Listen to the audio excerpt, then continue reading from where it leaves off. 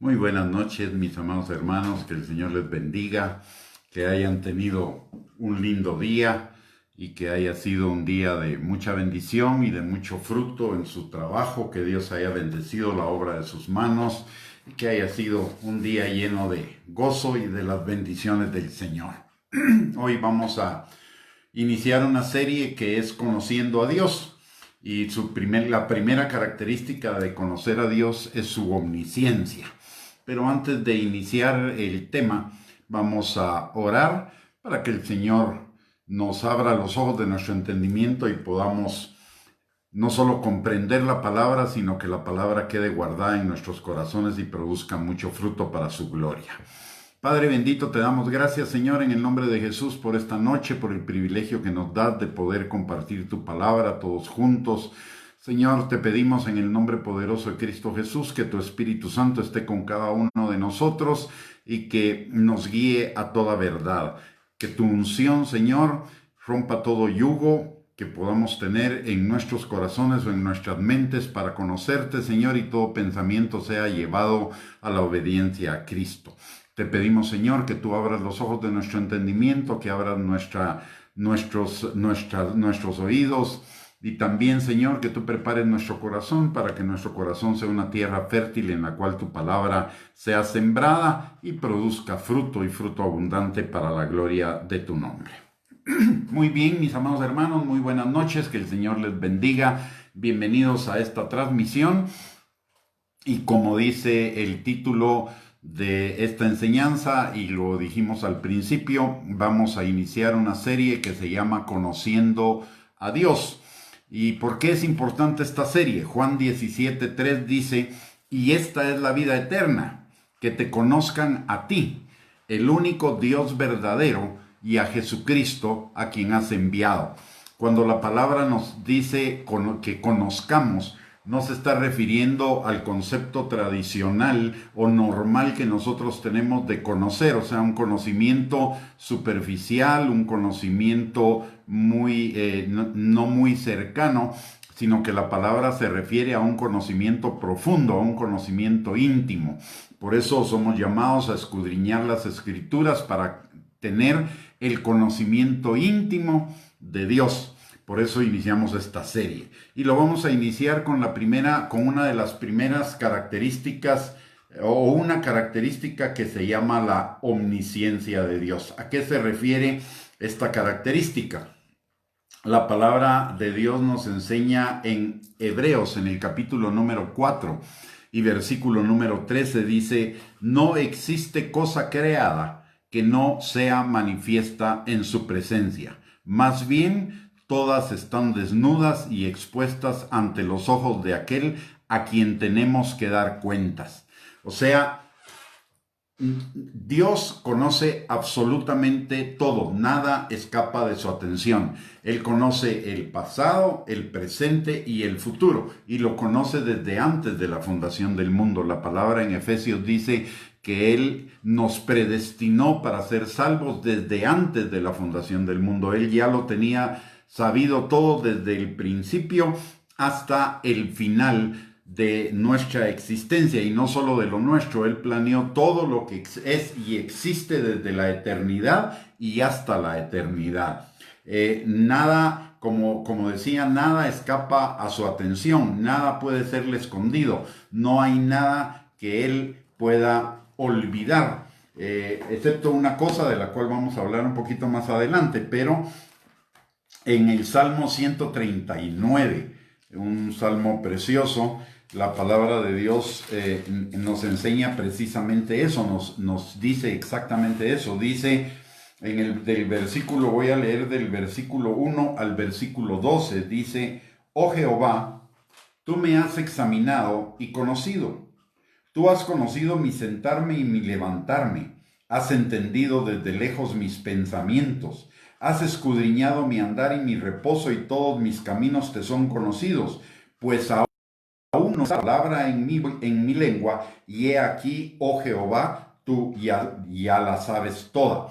O sea, aquí en estos versículos vemos que Él ya sabe nuestro pasado. Aquí nos está diciendo que sabe nuestro futuro. Él sabe nuestro pasado y nuestro presente, pero también sabe nuestro futuro. Dice, no ha salido la palabra, no ha estado todavía la palabra en mi lengua, y he aquí, oh Jehová, tú la sabes toda. Detrás y delante me rodeaste y sobre mí pusiste tu mano.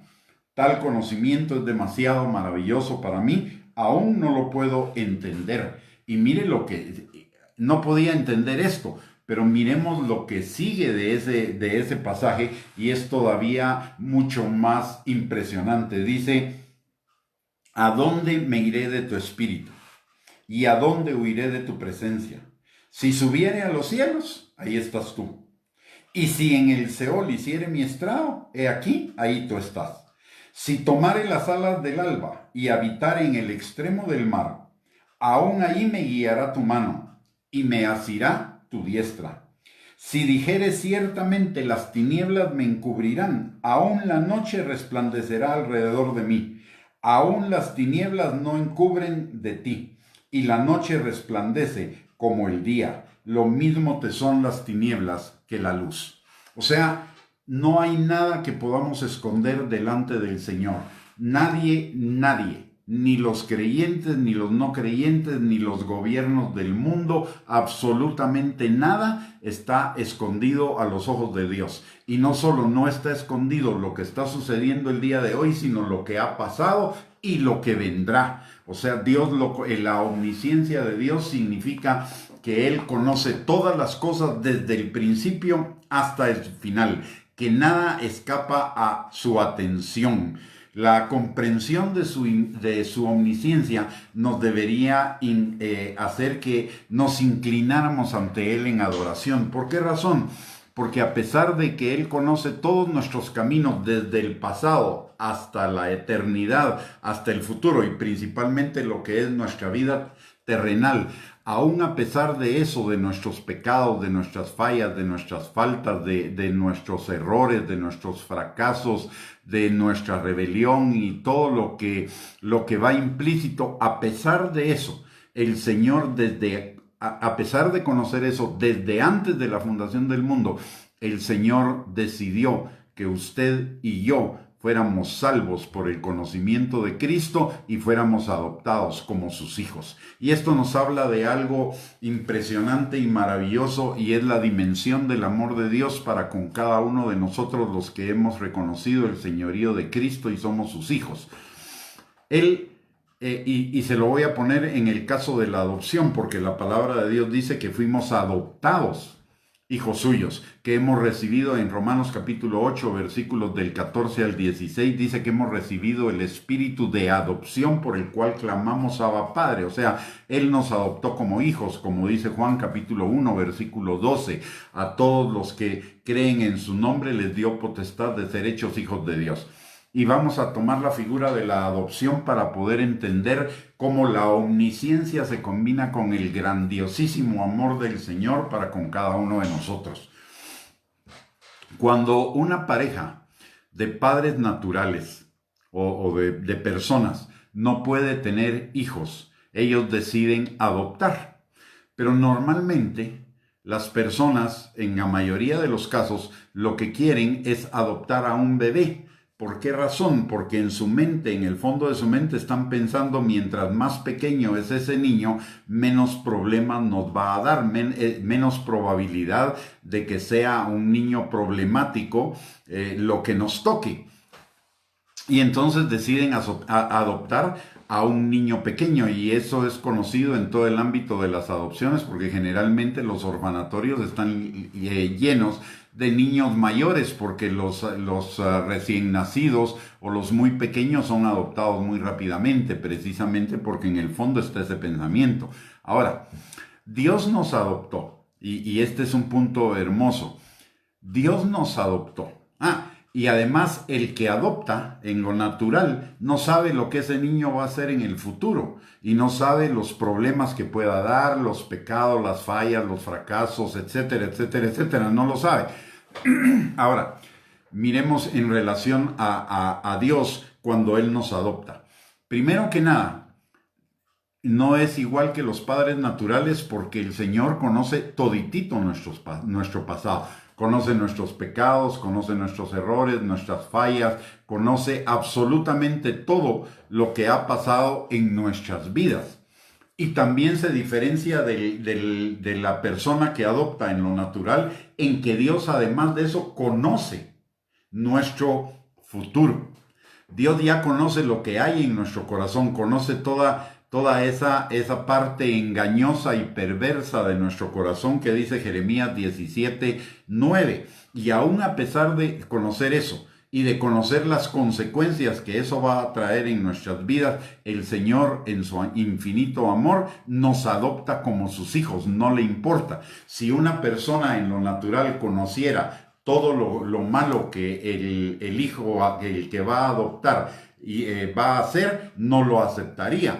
Sin embargo, el Señor conoce perfectamente no solo lo que vamos a hacer de malo, sino también conoce lo que hicimos de malo en el pasado. Incluso conoce todas las veces que lo rechazamos, que lo negamos, que hicimos burla, que, en fin, un montón de cosas. Y a pesar de eso, Él nos adopta, y nos adopta porque tiene un amor que pasa por encima de todas las cosas que nosotros podamos hacer. El amor de Dios no es un amor porque, es un amor aunque. ¿Qué significa eso? Normalmente los seres humanos amamos a otra persona porque es buena, porque nos cae bien, porque nos hace bien, porque nos es simpática y porque nos acepta. Sin embargo, el amor del Señor para con nosotros no es un amor porque, es un amor aunque no lo amamos todo lo que lo deberíamos amar, aunque no somos perfectos y vamos a seguir viviendo en imperfecciones, cada vez menos porque Él nos va perfeccionando, pero no vamos a ser perfectos hasta el día de Jesucristo. Él nos ama aunque en el pasado pecamos sistemáticamente, éramos sus enemigos, nos burlábamos de Él, lo ignorábamos, etcétera, etcétera, etcétera. Él nos amó y nos ama y nos amará eternamente, y estamos sellados para ese amor eternamente, como dice el Espíritu, como dice Efesios en el capítulo 1, versículos 13 y 14, que fuimos sellados con el Espíritu Santo, que es la garantía de nuestra redención final, o sea, de nuestra entrada a la vida eterna. Eso es maravilloso, porque aún Dios, sabiendo nuestras imperfecciones, nuestras fallas y todo que vamos a tener después de ser salvos, Él aún así nos ha amado, adoptado y nos ha sellado para pasar con Él la eternidad. Ese es un conocimiento demasiado, como dice el salmista, un conocimiento demasiado maravilloso para mí. No lo puedo entender, y yo creo que ninguno de nosotros lo puede entender. Es más, en la adopción Él hizo algo impresionante. Si una persona en lo natural supiera que ese niño que va a adoptar es lo peor, no lo adoptaría. Y sin embargo, la palabra de Dios nos dice en 1 Corintios capítulo 1, versículo número 26. Permítame que lo encuentre. En 1 Corintios capítulo número 1 y versículo número 26.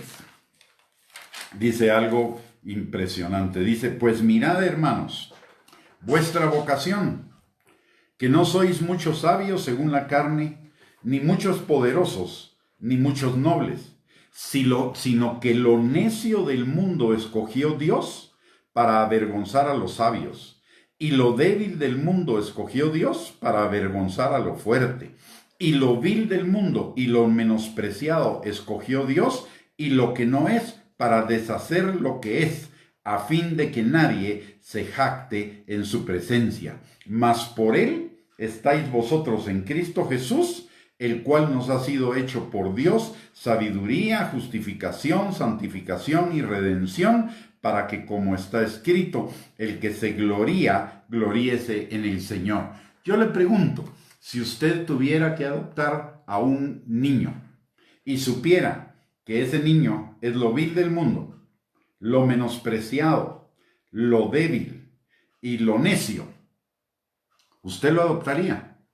Seguramente la mayoría, tal vez excepcionalmente alguien lo adoptaría, pero la mayoría no. Sin embargo, el Señor, a sabiendas de todo eso, Él nos adopta. O sea, la omnisciencia del Señor va unida a su amor, a su infinito amor por cada uno de nosotros. Y eso debería ser para cada uno de nosotros un motivo de agradecimiento permanente, un motivo de amar al Señor con todo nuestro corazón, con todas nuestras fuerzas, con todo nuestro ser, de renunciar a darle gusto a la carne en contra de darle gusto a Él. Nuestra vida, si entendiéramos ese concepto de la omnisciencia unido a ese amor infinito que Él tiene para cada uno de nosotros, nos debería conducir cada día más a un estilo de vida que le agrade a Él, a un estilo de vida conforme a su palabra, a un estilo de vida donde podamos comprobar su buena voluntad,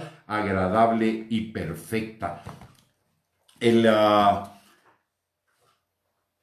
Aunque Dios sea invisible para nosotros, nosotros para Él nunca lo somos. La palabra de Dios nos dice en Isaías que Él nos tiene esculpidos en la palma de su mano. Y si Dios es infinito en tamaño, imagínense, todos cabemos en las manos del Señor, esculpidos en las manos del Señor. Y esto es algo maravilloso y es lo que dice el salmista: donde yo me quiera ir, yo no me escapo de su mirada. Si aunque quisiera escapar, no puedo escaparme de su mirada. Él me tiene presente todo el tiempo porque me tiene esculpido en la palma de sus manos. Y le voy a contar una anécdota de cómo el Señor me explicó lo que era que me tuviera esculpido en la palma de sus manos, porque muchas veces nosotros leemos la palabra, pero no la leemos con entendimiento, simplemente lo leemos, pero no muchas veces no tomamos el tiempo para meditar y para pensar en lo que estamos leyendo. Pues a mí me pasó con ese pasaje, cuando vi que decía que él tenía a Sión esculpido en la palma de sus manos, y yo primero le pregunté: Señor, ¿y quién es Sión? Y él me dijo: Sión son ustedes el día de hoy. No es simplemente la ciudad de Jerusalén, sino es el lugar la ciudad de Jerusalén era el lugar de mi presencia en el Antiguo Testamento, donde yo habitaba, pero ahora yo habito en el corazón de cada uno de ustedes. Por lo tanto, cada uno de ustedes es Sión. Y entonces dije: ok, Señor, me tienes esculpido en la palma de tu mano. ¿Y eso qué significa? Yo iba en ese momento manejando mi carro en una carretera, iba meditando en la palabra que había leído en ese momento, en esa mañana. Y entonces el Señor me dijo: para tu carro. Y me parqué a la orilla de la carretera y me dijo: saca tu billetera. Y saqué mi billetera, abríla. Y entonces abrí mi billetera. Y cuando abro mi billetera, siempre en mi billetera tengo las fotos de mi familia, de mis hijas, de mis nietos. Y entonces en ese momento no tenía nietos, solo estaban mis hijas. Y entonces me dijo: ¿qué ves o qué pensás cuando ves las fotos? Y entonces le comencé a decir al Señor todo lo lindo que pensaba acerca de cada una de ellas. Y entonces el Señor me dijo: guarda la cartera. Entonces la guardé y me la metí en la bolsa. Y me dijo: esa es la diferencia entre tú y yo, que tú, para ver las fotos de tus hijas, tenés que abrir la billetera. Pero yo no necesito abrir mi billetera ni sacar mi billetera, porque yo te tengo esculpido en la palma de mis manos y ahí te veo todo el tiempo. Y note que no dicen el anverso de la mano. ¿Qué es lo que nosotros vemos constantemente cuando vemos nuestras manos? Vemos el anverso, no vemos el frente, vemos la parte de abajo. Y entonces eso me dije, y el Señor me agregó dos cosas con eso. La primera es que siempre estaba presente delante de Él. Y la segunda cosa que me dijo es: si tú experimentas esas cosas por tus hijas y tú, siendo malo, les das buenas dádivas, imagínate lo que yo pienso cuando te veo y lo que yo planeo de darte cuando te veo por el amor que te tengo.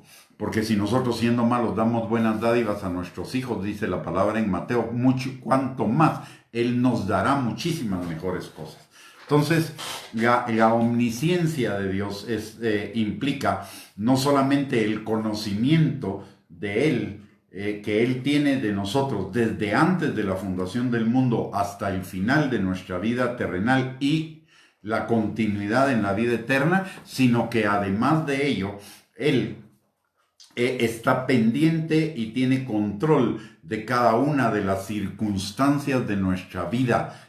Para Él no escapa ninguna de las circunstancias de nuestra vida. Es más, Él permite cada circunstancia de nuestra vida porque quiere hacer que cada una de esas circunstancias sobre para bien de los que le amamos. Es decir, a aquellos que conforme a su voluntad fuimos llamados para hacer y para que la imagen de Cristo, el carácter de Cristo fuera formado en nosotros. De tal manera que para lo que a nosotros a veces nos parece malo en nuestras circunstancias, para Dios no lo es. Para Dios es la oportunidad de que Él obre en esa circunstancia en nuestros corazones para que eso obre para bien nuestro.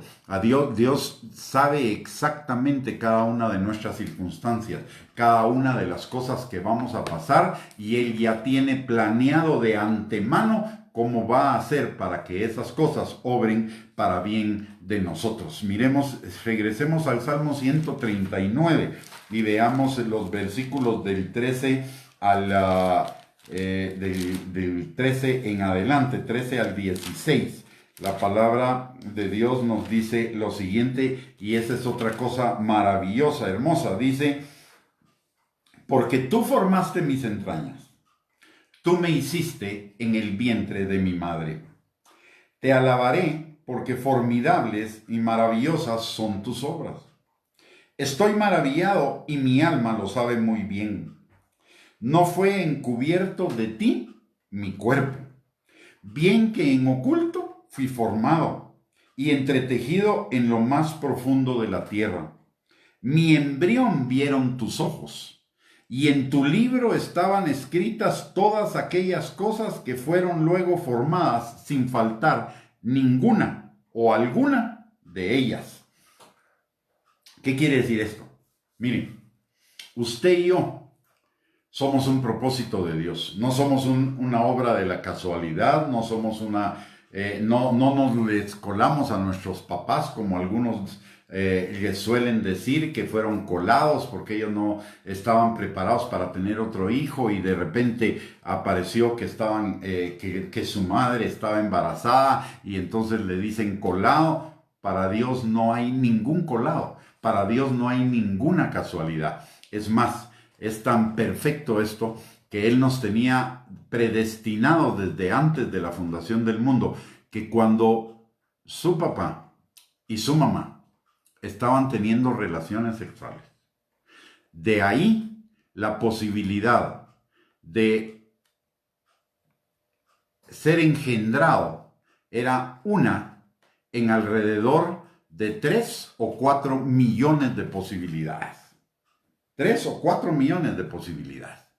Porque el hombre emite de 3 millones a 4 millones de espermatozoides y solo uno de esos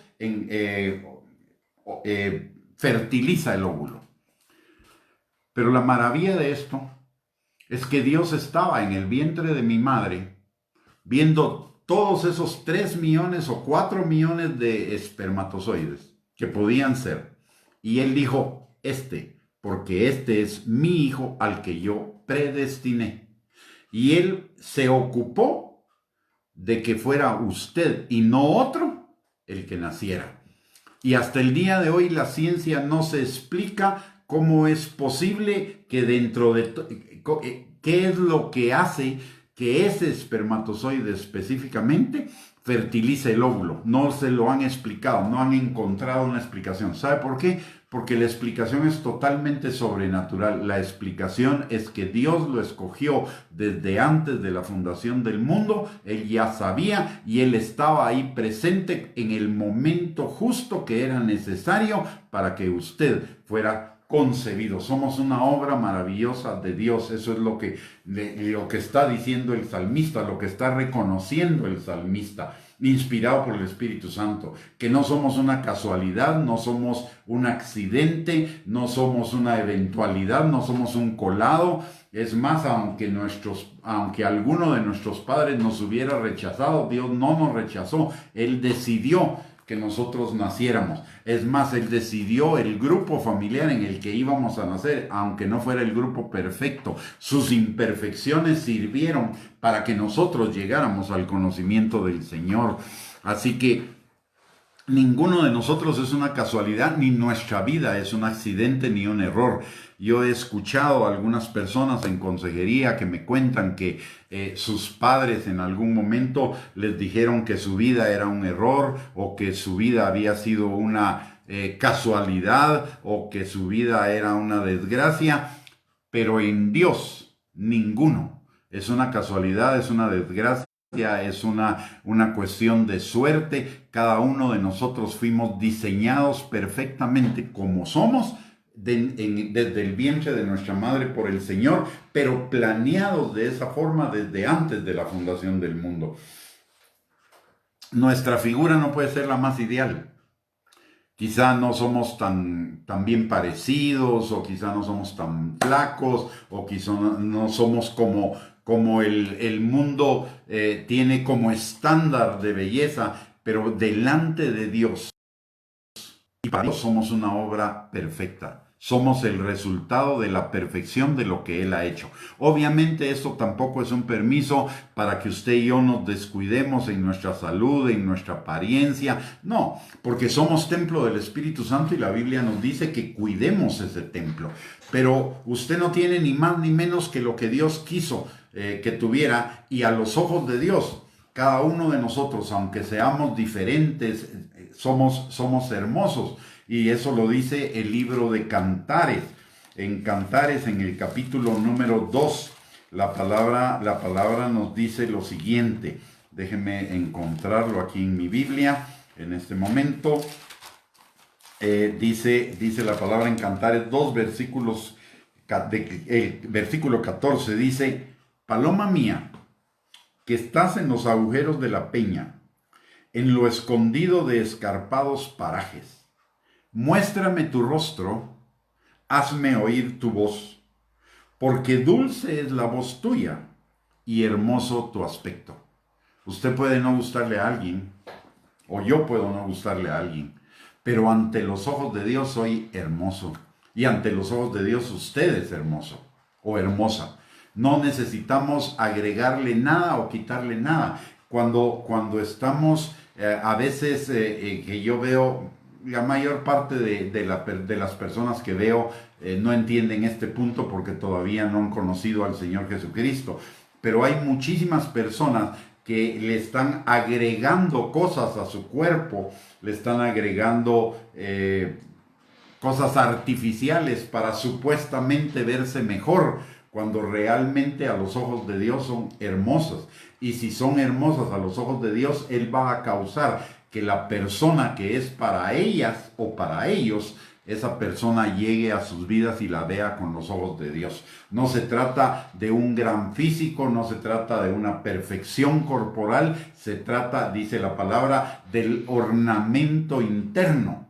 Es el que debemos buscar, y eso es lo que realmente atrae. La parte externa, eso pasa. Todos vamos a envejecer, todos nos vamos a engordar en algún momento, o todos vamos a tener arrugas, todos vamos a ponernos canosos, etcétera, etcétera, etcétera. Es un proceso natural de la vida, pero para Dios somos hermosos tal cual Él nos hizo, y Él Él también ya predeterminó a la persona que nos va a ver con los ojos de Él para que seamos hermosos a sus ojos. No necesitamos estarle agregando nada. Muchas veces ese agregar cosas a nuestro cuerpo es una cuestión de vanidad y es una cuestión de sensualidad. Por eso digo, yo lo he visto mucho más en gente del mundo que en gente creyente. En la gente creyente no lo he visto tanto, aunque en algunos casos sí sucede. Pero más que nada es en la gente que no conoce al Señor,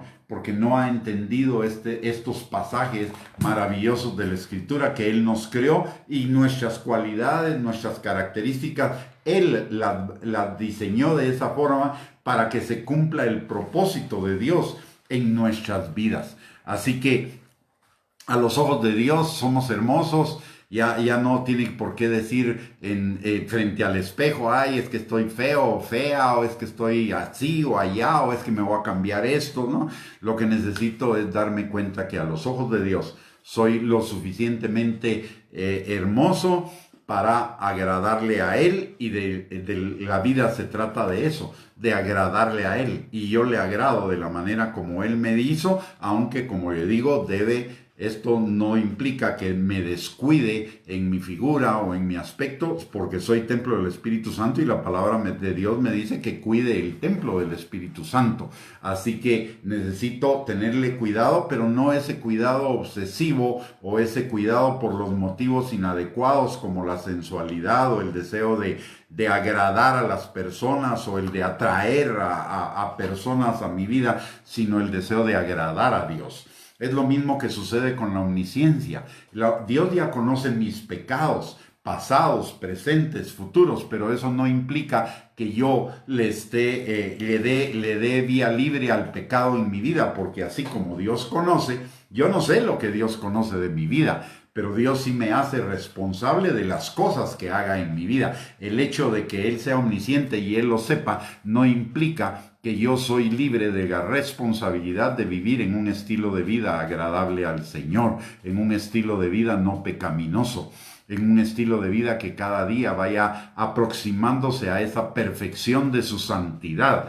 Entonces no es el entender la omnisciencia de Dios no es un motivo para darle rienda suelta al pecado. Eso sería lo que algunos dicen que es columpiarse en la gracia, pero realmente no me estoy columpiando en la gracia. Lo que estoy haciendo es una desgracia de mi vida y me voy a enfrentar a las consecuencias de eso, incluido el trato disciplinario de Dios como mi Padre. Así que más bien la omnipresencia y la omnisciencia de Dios me debería llevar a la adoración a Él, al agradecimiento a Él, porque a pesar de todos mis errores pasados y a pesar de los errores que pudiera cometer en el futuro y de los pecados del futuro y del pasado, Él me amó, me adoptó, me hizo su hijo y me lleva a la vida eterna a pesar de todo ello. Ahora hablemos de los que rechazan al Señor.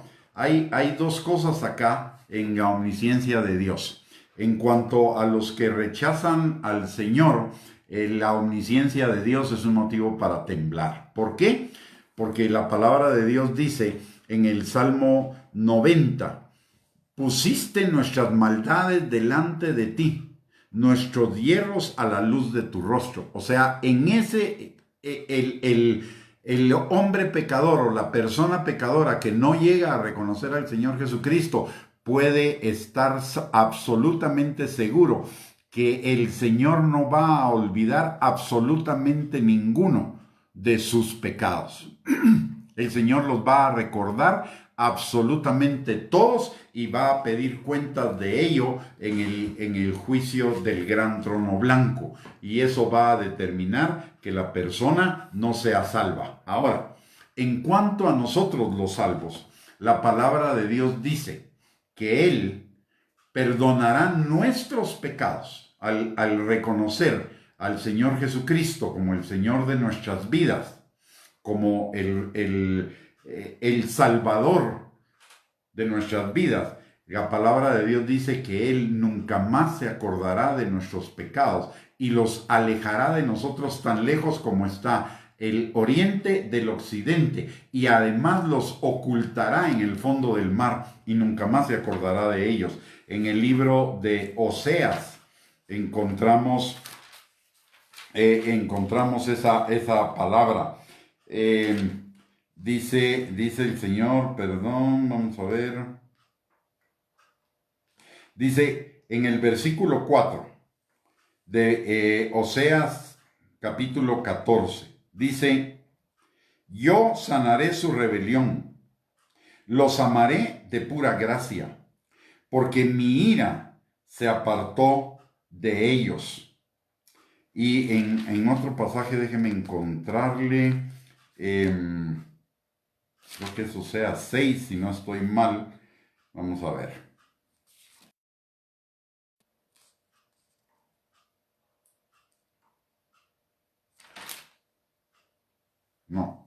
No es ese pasaje, pero hay un pasaje en la Escritura, en realidad hay dos, uno está en el libro de Hebreos y otro está en uno de los libros del Antiguo Testamento, donde dice que el Señor no se acordará de nuestros pecados una vez que los perdone. A pesar de su omnisciencia, cuando nosotros lleguemos a su presencia, Él no se va a acordar de nuestros pecados. ¿Por qué? Porque ya todos nuestros pecados fueron pagados en la cruz del Calvario por el Señor Jesucristo. Él colgó el acta de los decretos que nos era contraria en esa cruz del Calvario y Él pagó con su muerte el precio de nuestros pecados, tanto de los pecados pasados, presentes como de los futuros. Y por lo tanto ya fuimos declarados inocentes, ya fuimos declarados justos delante de Él. Y cuando usted ya pasó en lo natural, cuando usted pasa por un juicio y ese juicio ya tuvo una sentencia y ya se ejecutó la sentencia, entonces usted ya no puede volver a ser enjuiciado por las mismas cosas. Y eso es lo que pasó en la cruz del Calvario. Nosotros en esa cruz, en Cristo Jesús, fuimos juzgados y declarados inocentes, porque la culpa la pagó Él. La paga del pecado era muerte y Jesús pagó con su muerte esa pena que nosotros debíamos pagar. Por lo tanto, ya estamos libres de juicio, ya estamos libres de tener que enfrentar las penas por ese pecado. Pero de lo que sí vamos a ser evaluados cuando lleguemos al tribunal de Cristo, que es diferente del juicio, del juicio del trono blanco, cuando lleguemos ante el tribunal de Cristo, sí, nuestras obras van a ser pasadas por fuego, y las que permanezcan, esas van a recibir recompensa. Las que no, pues se van a quemar y vamos a pasar, aunque sea como por fuego, a la vida eterna. Pero ¿qué obras son las que van a ser juzgadas? No van a ser nuestras obras de pecado, porque esas ya fueron borradas del libro de las memorias, porque Cristo las cubrió con su sangre. Pero sí van a ser evaluadas nuestras obras de amor, las obras que hicimos de acuerdo a la voluntad de Dios, que es amarlo a Él con todo nuestro corazón, a nuestro prójimo y a nosotros mismos. Eso es lo que va a ser evaluado, y eso es lo que va a hacer, lo que va a recibir galardones. Así que si nosotros no hemos conocido al Señor Jesucristo, deberíamos tener muchísimo temor, porque nuestros pecados están delante de Él y nos va a pedir cuentas de ello, o vamos a recibir las consecuencias de ello para la eternidad cuando lleguemos al juicio del gran trono blanco. Pero si ya recibimos al Señor Jesucristo como Señor y Salvador, lo que nos toca en este momento es agradecerle a Él, que ya perdonó todos nuestros pecados y nunca más se acordará de ellos, que estamos destinados a la vida eterna. Y eso nos debería llevar a dos cosas: a una verdadera adoración genuina de nuestro corazón, a amarlo con todo nuestro corazón, y a buscar a través de los actos de nuestra vida agradarle a Él en todas las cosas. Y cuando hablo de los actos de nuestra vida, no estoy hablando solo de las cosas que se ven, porque el Señor ya nos habló en el Salmo 139, que Él conoce nuestros pensamientos aún antes de que se vuelvan palabras. Él conoce las intenciones de nuestro corazón, como lo dice también en 1 Samuel capítulo 16, cuando Samuel va a buscar al que iba a ser el sustituto de Saúl. Dios le dice: no mires la apariencia, porque eso es lo que miran los hombres, pero yo veo el corazón. Dios ve las intenciones de nuestro corazón. O sea, todo esto, la omnisciencia de Dios, nos debería llevar primero al agradecimiento, porque a pesar de que fuimos, somos y seremos lo que somos, imperfectos hasta el día de Jesucristo, Él nos amó y nos salvó y nos adoptó como sus hijos. Primer lugar, entonces, agradecimiento. Segundo lugar, aparte del agradecimiento, como consecuencia de ese agradecimiento, deberíamos llevar un estilo de vida agradable a Él, y eso es la verdadera adoración. La verdadera adoración no es una canción con un ritmo lento. Eso sigue siendo alabanza. La verdadera adoración es un corazón contrito y humillado delante de Él, un corazón agradecido, que todo lo que busca es amarle con todo su ser, con todas sus fuerzas, con toda su alma, con toda su mente, con todo su corazón, que esté completamente entregado a Él. Esa es la verdadera adoración y es lo que Jesús nos dice que el Padre busca en Juan capítulo 14, versículos 23 al 24. Él busca adoradores en espíritu y en verdad. Por el otro lado, también la omnisciencia nos debería llevar a la consolación. ¿Por qué razón? Porque aun cuando estemos pasando por tribulación, por pruebas, por problemas, el Señor ya lo sabía y el Señor ya había determinado de antemano cómo esas cosas iban a obrar para nuestras vidas, cómo de esas cosas íbamos a salir victoriosos, cómo Él iba a suplir todas nuestras necesidades en medio de esas circunstancias. Cuando Dios promete algo, es porque Él ya lo hizo. Y cuando Él dice que Él suplirá todas nuestras necesidades, ya conocía todas nuestras necesidades desde el principio de nuestra vida terrenal hasta el final. Y como ya la conocía, ya sabía nuestras necesidades. Y como ya sabía nuestras necesidades, Él ya había determinado la provisión. Por eso la palabra de Dios dice que Él conoce nuestras necesidades aún antes de que nosotros se las pidamos. Y no solo las conoce, sino que ya las suplió. Entonces eso es una gran consolación. En un momento de necesidad yo ya sé que el Señor determinó esa provisión. En un momento de tristeza, de problemas, de cosas negativas que puedan estar sucediendo en mi vida, yo puedo mantener mi paz y ser consolado sabiendo que el Señor va a hacer que esas cosas temporales obren para bien de mi vida, que son temporales y que además de eso van a obrar para bien en mi vida, como lo dice también en Primera de Pedro, capítulo 5, versículos del 8 al 10, que el diablo anda como león rugiente buscando a quien devorar y que los mismos padecimientos se van cumpliendo en todos nuestros hermanos, pero que son por un breve espacio de tiempo si es necesario y que de ahí vamos a salir perfeccionados, establecidos, vamos a salir afirmados en el Señor. O sea, Él lo va a hacer obrar para bien. Él lo dijo, ya está garantizado, Él lo hará. ¿Por qué? Porque Él no es hombre para que mienta, ni hijo de hombre para que se arrepienta. Si Él lo dijo, Él lo hará. Y eso es lo que nos dice Números 23, 19.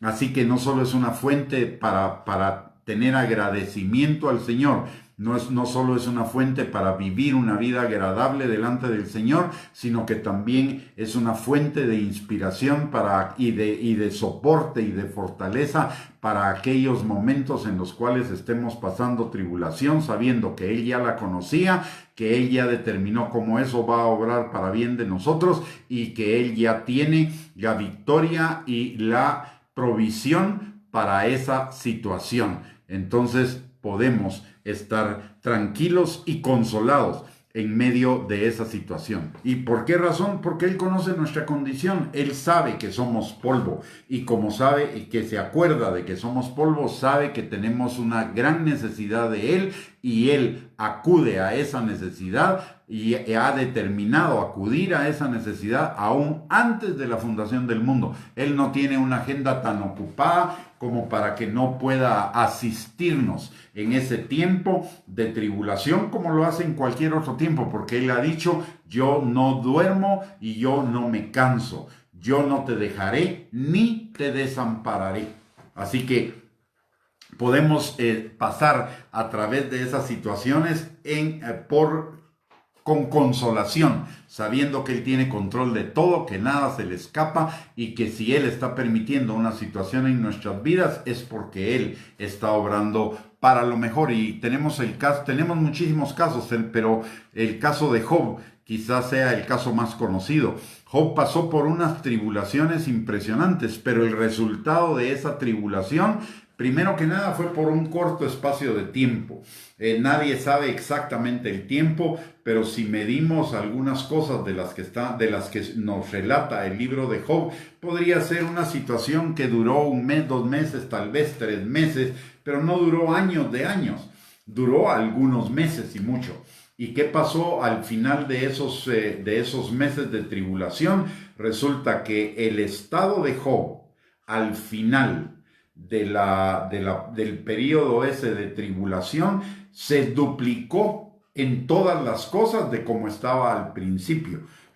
Y la Biblia se encarga de hacernos notar eso para que sepamos que nuestro postrer estado, a pesar de cualquier situación de tribulación, siempre será muchísimo mejor del inicial. Y también nos lo dice el Salmo 23. En el Salmo 23 comenzamos: en lugares de delicados pastos, junto a aguas de reposo, en sendas de justicia. Pero después de ese valle de sombra de muerte o de tribulación, resulta que llegamos a la casa de Jehová. Nuestra copa está rebosando, el bien y la misericordia nos seguirán todos los días de nuestra vida. Habitaremos en su casa por siempre, y además Él prepara banquete delante de nuestros angustiadores, o sea, delante de todo lo que estaba provocando esa situación de angustia, ansiedad, estrés, etcétera, etcétera, etcétera, o de tribulación. Así que tenemos esa garantía. La omnisciencia de Dios también provoca en nosotros, o debería provocar en nosotros, esa consolación. En Pedro, aún en nuestras fallas, Pedro es un buen ejemplo. Cuando él niega a Jesús, después de la resurrección, Jesús se le aproxima a Pedro. Y le pregunta 3 veces: Pedro, ¿me amas?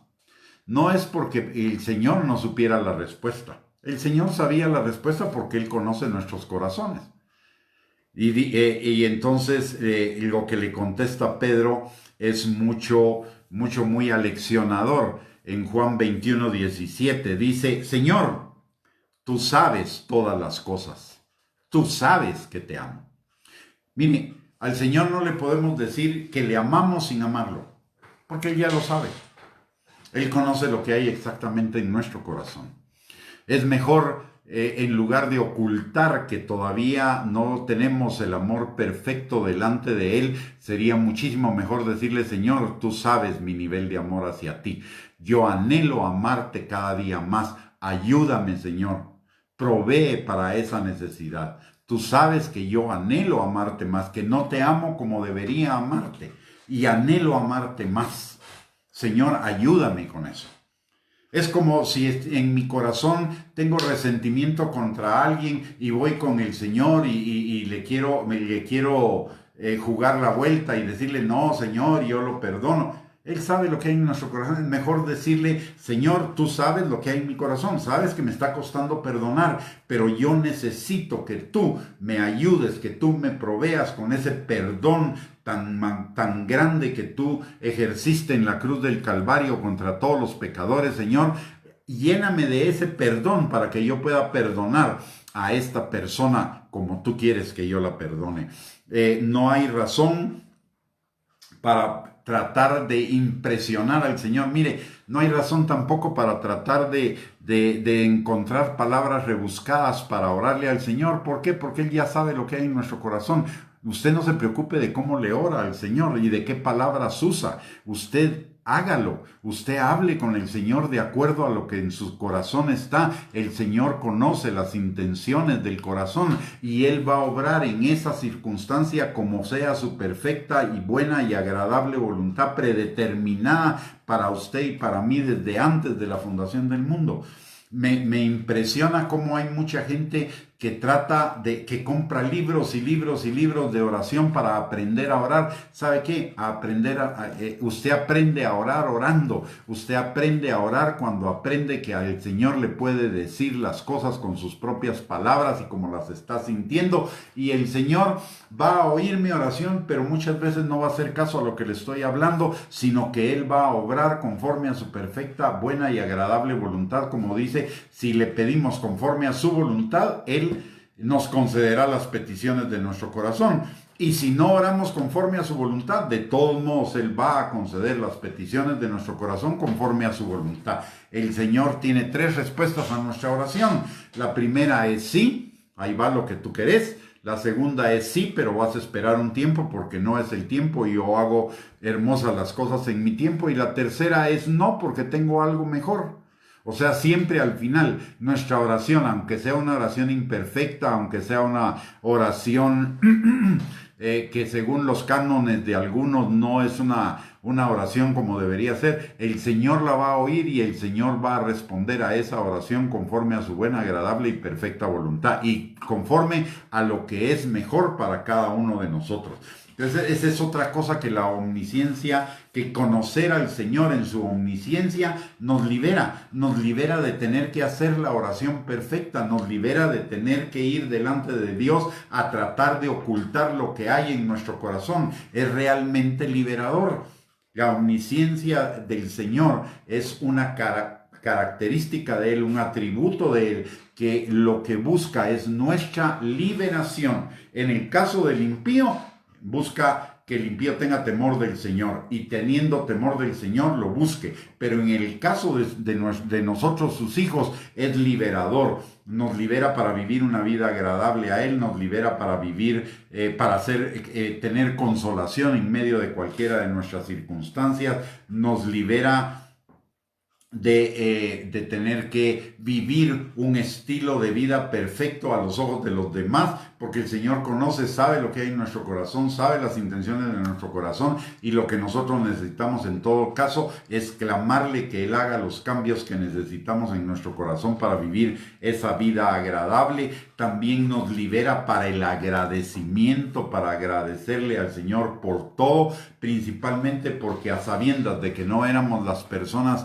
ideales, Él nos salvó. Y Él nos predestinó desde antes de la fundación del mundo para esta salvación tan grande.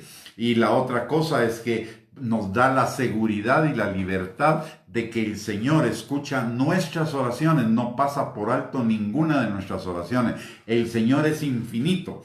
Y aunque millones estén orando al mismo tiempo, el Señor está escuchando en su infinitud la oración de cada uno de una manera personal. El Señor se relaciona con cada uno de nosotros de una manera absolutamente personal.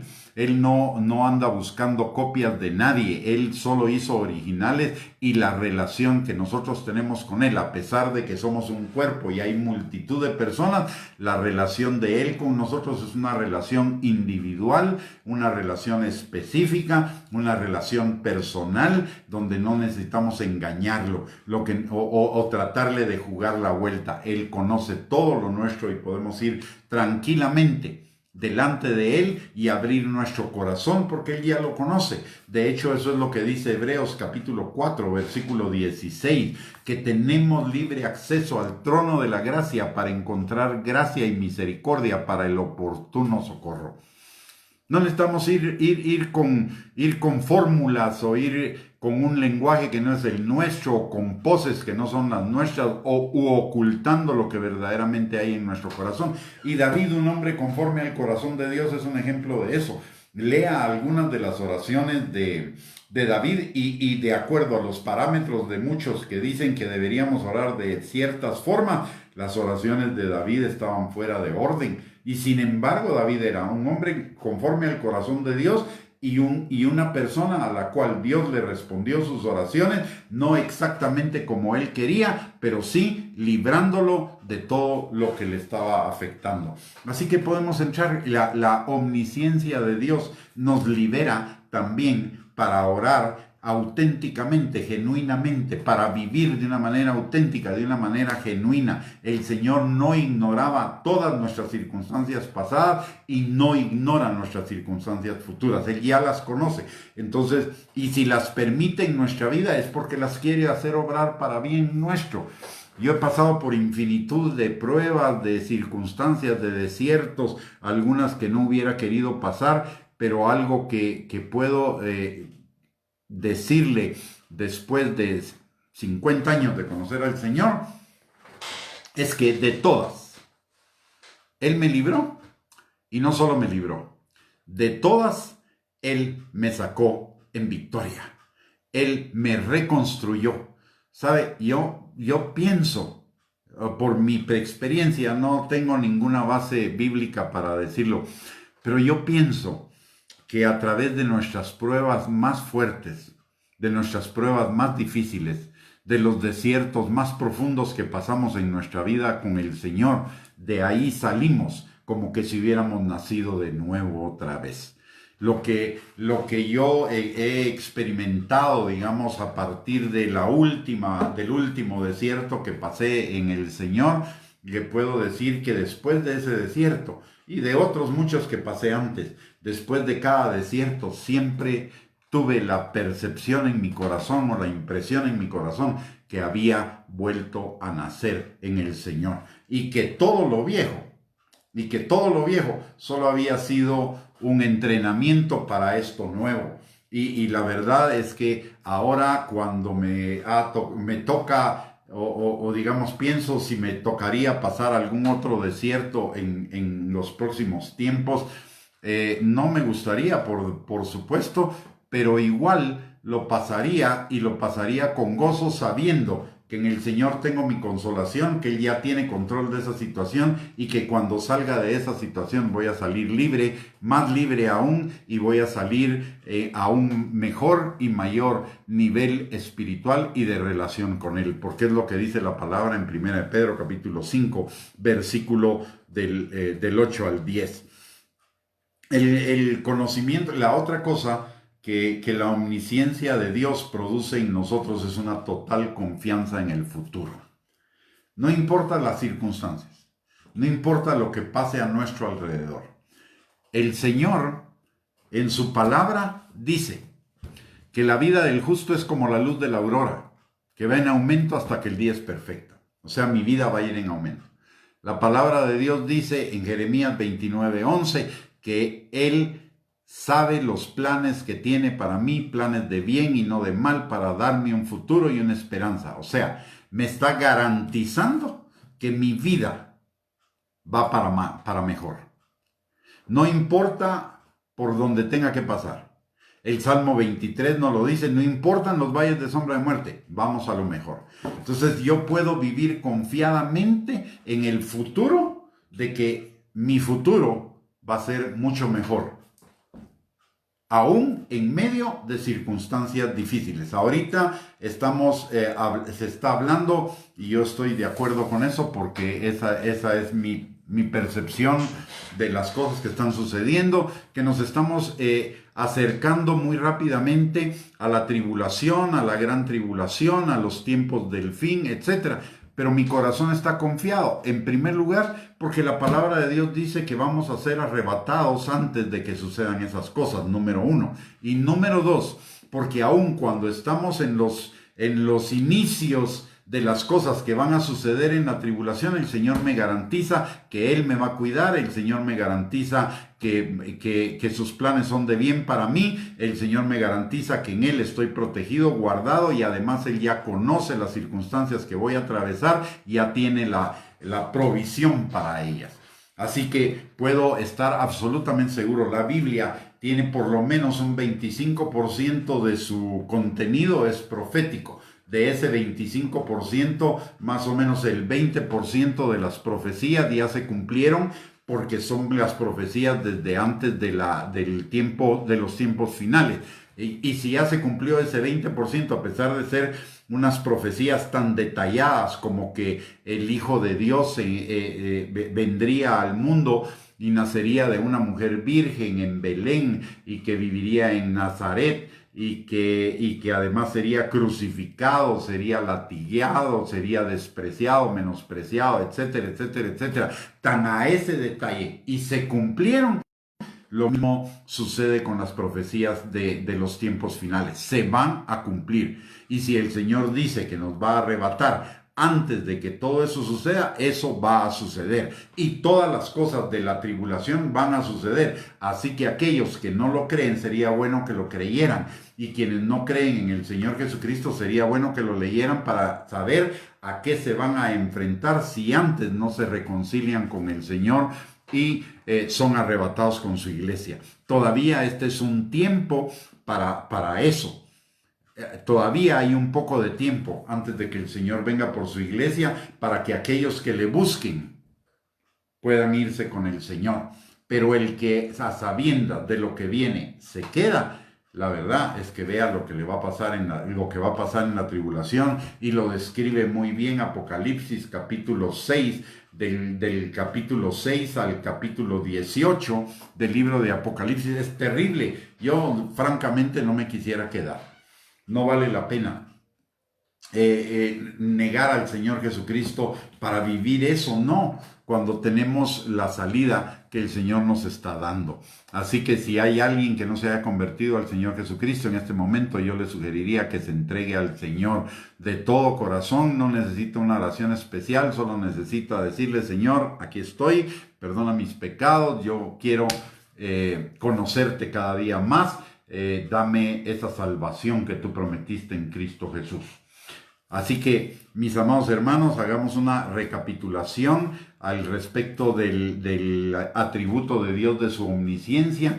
La omnisciencia me debería motivar a tener un corazón agradecido, en primer lugar, hacia el Señor. En segundo lugar, sabiendo que Él conocía todas mis debilidades, mis pecados y todo desde antes de la fundación del mundo, y aún así me llamó para ser su hijo. Eso no solo me debería provocar agradecimiento, sino que me debería provocar también el tratar el procurar amar al Señor cada día más y más con todo mi corazón, y de vivir una vida agradable a Él. Es decir, caminar en obediencia y caminar en santidad al Señor.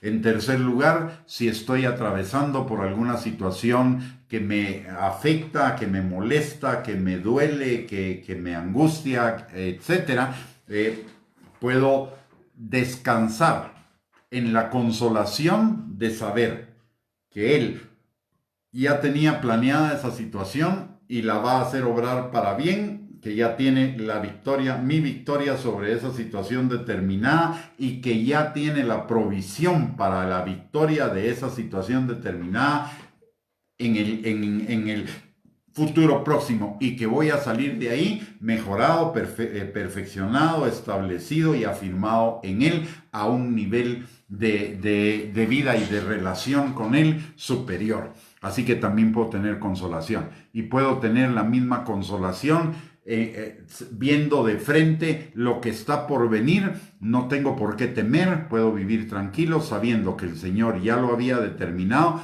pero que el Señor también ha determinado llevarme con Él antes de que esas cosas se pongan peores, se pongan inaguantables, y que además de eso, en estos tiempos que son de preparación para las cosas que van a suceder en la tribulación, y que pueden suceder algunas cosas malas, como de hecho están sucediendo, yo puedo vivir tranquilo, sin ansiedad, sin afán, sin temor, porque su perfecto amor ha determinado que Él ya tiene la provisión para mí en esas circunstancias difíciles que podemos enfrentar. Y la otra cosa que nos ayuda, con lo que nos ayuda la omnisciencia del Señor, conocer de la omnisciencia del Señor, es saber que todo lo que dice la Biblia es verdad. No la puedo poner en duda. Toda se ha cumplido.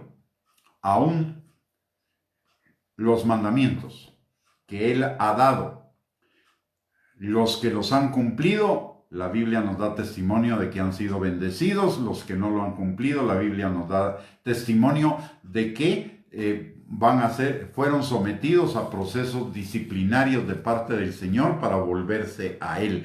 Entonces también la omnisciencia de Dios me da una garantía adicional de que esta palabra es la verdad, y que es confiable, y que puedo hacer descansar mi vida en los fundamentos de esta palabra.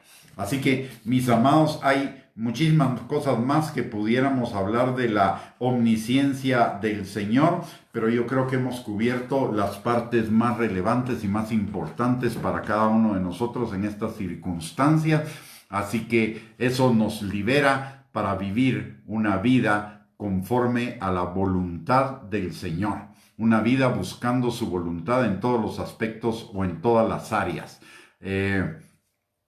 Hemos llegado en este momento ya al final de la transmisión. Solo le quiero recordar dos o tres cositas. La primera, no se retire porque vamos a orar por usted y por toda su familia, en primer lugar. En segundo lugar, si esta enseñanza ha sido de bendición para su vida, háganos un favor y hágales un favor a sus contactos que necesitan tener esta enseñanza. Divúlguela, compártala a través de sus redes sociales, con sus contactos. Y en tercer lugar, si usted ha sido de bendición esta enseñanza para su vida, y tenemos muchas más enseñanzas que también pueden bendecir su vida, las tenemos en nuestro canal de YouTube, está a nombre de Gustavo Bianchi. Por favor, suscríbase y acceda a todas las enseñanzas que están ahí. La suscripción es gratuita, el acceso a las enseñanzas también es gratuito, y además de eso, ahí las enseñanzas ya tienen su bosquejo para que usted lo pueda leer, para que pueda seguir la enseñanza, y sería para nosotros de muchísima bendición también el que usted pueda acceder a esas enseñanzas en el canal. Y la última cosa que le quiero contar es que mañana a las 8 de la noche nuevamente estaremos por este medio para conocer otro atributo del Señor, que es su presciencia, que va ligado a la omnisciencia, pero tiene características especiales. Así que le invitamos para que mañana a las 8 de la noche nos vuelva a sintonizar y podamos compartir juntos esta enseñanza de la palabra de Dios. Muy bien.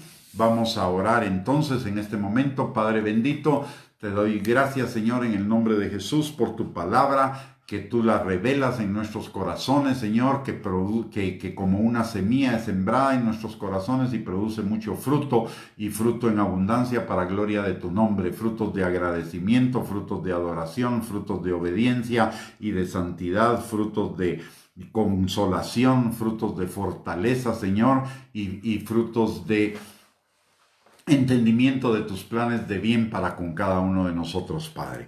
Señor, también en esta hora aprovechamos para entrar al trono de tu gracia, Señor, para encontrar misericordia y gracia para cada uno de nosotros y para nuestras familias, Señor, pidiéndote que tu mano poderosa esté sobre cada uno de nosotros y nuestras familias, Señor, sanando al que esté enfermo, libertando al que está cautivo, Señor, al que está preso en alguna cautividad de las tinieblas, Señor, restaurando a los que están quebrantados, Señor, proveyendo al que está necesitado, fortaleciendo al que está débil, levantando al que está caído, Señor, también proveyendo para cada necesidad, Padre. Y también, Padre, especialmente te pedimos que tu manto de alegría y tu óleo de gozo caiga sobre cada uno de aquellos, Señor, que están en tribulación, en angustia, en ansiedad, depresión, estrés, frustración, decepción, desánimo, Señor, en fin, cualquier emoción negativa, Padre,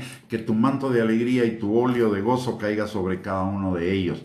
También te pedimos, Señor, que tu Espíritu Santo cada día provoque en cada uno de nosotros, Señor, mayor hambre y sed de ti. Señor, anhelamos conocerte cada día más, anhelamos amarte cada día más, anhelamos, Señor, ser perfeccionados cada día más para hacer tu buena, agradable y perfecta voluntad, Padre. Señor, te lo pedimos en el nombre de Jesús, así como también te pedimos en el nombre de Jesús, Señor, que esta noche a cada uno de nosotros nos des un sueño reparador, Señor, que nuestras energías sean repuestas, que el día de mañana, Señor, podamos enfrentar todos los retos del día, Señor, con ánimo, con fortaleza, Padre, y también con gozo, Señor, sabiendo que ese día, el día de mañana, tú lo hiciste para que nosotros nos gocemos y nos alegremos en ti. Bendice la vida de cada uno de nosotros, Señor, en el nombre poderoso de Cristo Jesús. Amén y amén. Muy bien, mis amados hermanos, que el Señor les bendiga, les guarde, que tengan una linda noche. Les mando a todos un abrazo y espero que nos podamos encontrar el día de mañana a las 8 de la noche. Un abrazo y bendiciones para todos. Feliz noche.